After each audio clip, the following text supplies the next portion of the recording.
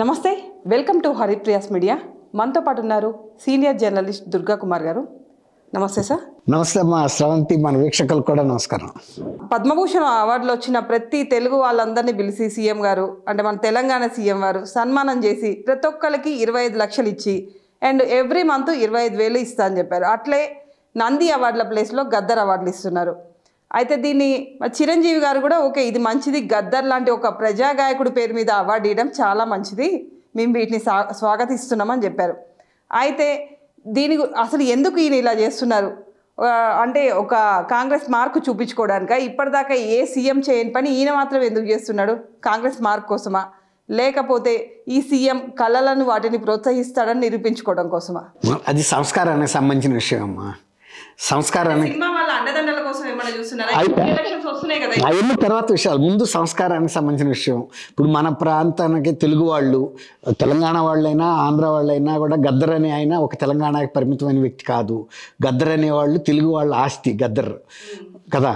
ఇప్పుడు అలాంటి వ్యక్తిని కూడా తెలంగాణ ఉద్యమంగా వచ్చిన పార్టీ కూడా గౌరవించలేదు, అగౌరవపరిచింది, చాలా అగౌరవపరిచింది. ఆయన పట్ల అమానుషంగా కూడా ప్రవర్తించింది.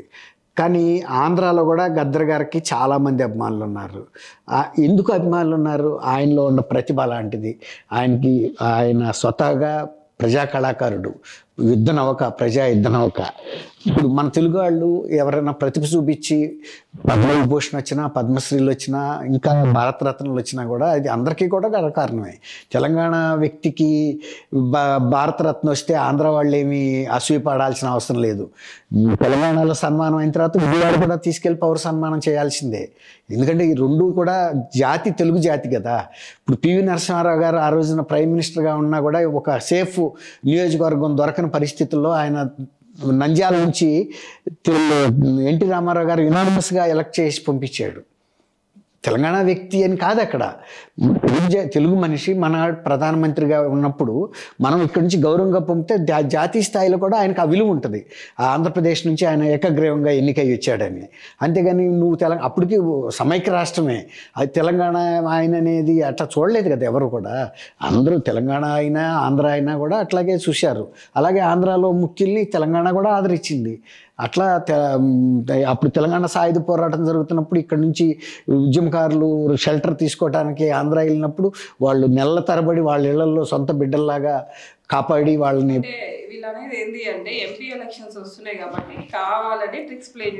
ట్రిక్ అని అనుకోవచ్చు, తప్పులేదు. ఇప్పుడు అనుకోవటం వేరు, అది ఇప్పుడు తెలంగాణలో ఇంకొక మాట చెప్పాలంటే ఫ్రాంక్గా శ్రవంత్ గారు, సినిమా ప్రభావం ఇక్కడ బహు తక్కువ.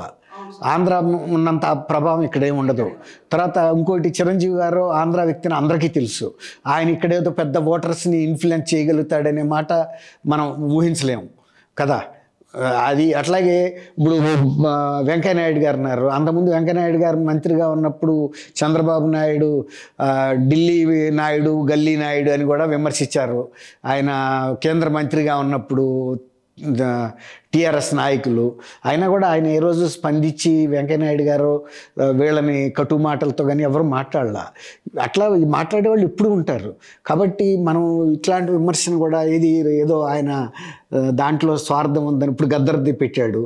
నంది అనేది మనకి ఏంటంటే గుడి ముందు నంది ఉంటుంది, తెలుగు సంస్కృతిలో అదొక భాగం అని అప్పట్లో నంది పెట్టారు. వాళ్ళు అంటున్నది ఏంటి అంటే ఒక వ్యక్తి పేరు మీద అవార్డు ఇవ్వడం ఏంటి అని. ప్రభుత్వాలు ఎప్పుడైనా వ్యక్తి పేరు మీద అవార్డులు ఇవ్వవు కదా, అలా ఎలా ఇస్తున్నాయి? వ్యక్తి పేరు మీద అవార్డు ఇవ్వడానికి ఒక ప్రత్యేకమైన ప్రైవేట్ సంస్థలు ఉండాలి. ఓకే, గద్దర్ ఫౌండేషన్ అట్లా పేరు పెట్టుకొని ఇవ్వచ్చు కదా. ప్రభుత్వాలు ఎలా ఇస్తాయి ఒక వ్యక్తి పేరు మీద అవార్డ్స్ అని ప్రతిపక్షాలు అడుగుతున్నాయి. దీనికి మీ స్పందన? ఒక సింపుల్ క్వశ్చన్ నేను అడగనమ్మా. ఇప్పుడు హరికృష్ణ గారు చనిపోయినప్పుడు ఈ కేసీఆర్ గారు ఆయన హరికృష్ణ చనిపోయిన దగ్గరికి వెళ్ళి ఆయన సమాధి కట్టడానికి ప్రభుత్వం తరపున మేము స్థలం ఇస్తామని అన్నాడు. హరికృష్ణ గారు ఏమైనా ప్రభుత్వంలో వ్యక్తే? ఎందుకు ఇస్తా అన్నాడు? ఆ రోజు ఆయన కూడా కొన్ని రాజకీయ ప్రయోజనాలు ఆశించాడు. ఒక సామాజిక వర్గం, బలమైన సామాజిక వర్గం ఇక్కడ తెలంగాణలో ఉంది, హరికృష్ణ గారికి సంబంధించింది. అట్లా ఆయనకి గనక అది చేస్తే ఆ సామాజిక వర్గాన్ని ప్లీజ్ చేసినట్టు అవుతుందని ఆయన అనుకున్నాడు. ఇవాళ తర్వాత చేయలా. ఇట్లాగే ఉంటాయి రాజకీయ నాయకులు ప్రకటనలు. ఎలా ఉంటాయంటే ఎవరు చూసినా రేవంత్ రెడ్డి గారు రాజకీయ నాయకుడు కాదని ఎవరన్నా చెప్తారా? ఖచ్చితంగా రాజకీయ ప్రయోజనాలు ఆశిస్తాడు. ఆయన ఏమన్నారు, ఋషి హిమాలయాల నుంచి వచ్చాడా? కాబట్టి రాజకీయ ప్రయోజనాలు ఆయన ఆశిస్తాడు అంటే నువ్వు ఆశించవా? ఎవరు ఆశించరు? ప్రతి వాళ్ళు ఆశిస్తారు. మరి ఆశించాడని అనుకుందాం, తప్పులేదు. ఇప్పుడు గద్దర్ ఉన్నాడు. గద్దర్ ఒక దళిత జాతికి చెందిన బిడ్డ. తెలంగాణ పోరాటంలోనూ అన్ని ఉద్యమాల్లో కూడా ఆయన మమేకమైపోయాడు. ఆయన రక్తంలోనే తెలంగాణ ప్రవహిస్తుంది. ఆయన ఎక్కడ ఆంధ్రాలో కూడా ఆయనకు విశేషమైన ప్రజల అభిమానం ఉంది. వ్యక్తి పేరు మీద పెడితే తప్పేంటి? భారతరత్న అని పెట్టినారు. అట్లా సపోజ్ ఇట్లా అట్లాగే తెలంగాణలో ఇచ్చే అవార్డులు ఈ ప్రతిభకు సంబంధించి, ఆర్ట్కి సంబంధించి. ఆయన ప్రజా గాయకుడు, ప్రజా కళాకారుడు కదా గద్దర్ ప్రజా కళాకారుడు అయినప్పుడు ఆయన మన ఇది ఇచ్చారు కదా, ఫ్యూనరల్ అధికార లాంఛనాలతో జరిపారు కదా. అంటే అధికార లాంఛనాలతో జరిపారంటే ప్రభుత్వం తన బిడ్డగా ఓన్ చేసుకున్నట్టే కదా. అట్లాంటప్పుడు ఆయన బయట వ్యక్తి ఎట్లా అవుతాడు? ప్రభుత్వ బిడ్డ అతను. కాబట్టి ఆ బిడ్డ పేరు మీద ఇస్తే ఏం తప్పే ఉంది? ఆయన ఏమన్నా నిషేధిత నక్సలైట్లో ఉన్నా కూడా మన బిడ్డే కదా. ఆయన ఆశ ఇప్పుడు పివి నరసింహారావు గారు ఆయన కేంద్రంలో మంత్రిగా ఉన్నప్పుడు కూడా నక్సలైట్ల పట్ల వ్యతిరేకంగా ఏం మాట్లాడేవాడు కాదు ఆయన. వీళ్ళు మన బిడ్డలే, వాళ్ళు ఒక సిద్ధాంతాన్ని నమ్మారు. ఆ సిద్ధాంతం మన సిద్ధాంతం ఏంటో కూర్చుని మాట్లాడుకోవాలి తప్ప మనం వీళ్ళ పట్ల వేరేగా ప్రవర్తించడం తప్పనేవాడు. అది విఘ్నత, విశాలమైన భావన. అది అట్లా ఉండాలి. కానీ ప్రతిదాన్ని ఇట్లా చిల్లర కోణంలో చూడటం కరెక్ట్ కాదు. అందులో గద్దర్ గారిని ఆ విధంగా మాట్లాడటం అనేది కరెక్ట్ కాదు. గద్దర్ గారు చనిపోయిన తర్వాత కూడా మళ్ళీ అవమానించినట్టు అవుతుంది ఆయన్ని. ఎప్పటికైనా సరే తెలంగాణ ఉన్నంతకాలం, తెలుగు ప్రజలు ఉన్నంతకాలం గద్దరే. ఇప్పుడు శ్రీశ్రీ గారు ఉన్నాడు, శ్రీశ్రీ అట్లా విప్లవ రచయిత కవి అయిన, అట్లా ఈయన ప్రజా కళాకారుడు.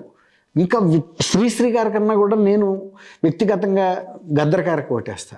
అంటే ఆయన తక్కువ అని కాదు, ఆయన కవిత్వంలోనే కానీ ఈయన ప్రజల్లో మమేకం అయ్యి బతికాడు ఆయన. అది